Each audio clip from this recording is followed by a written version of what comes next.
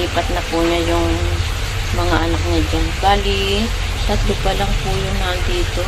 Alam po natin doon kung may natitira pa.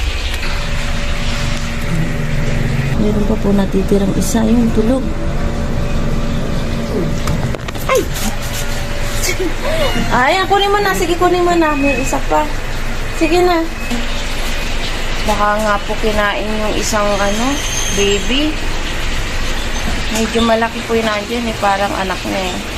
Ibig sabihin, baka po yung kinain niya, yung sinama po natin pinadede. Medyo yung kulay itim. Ayan po.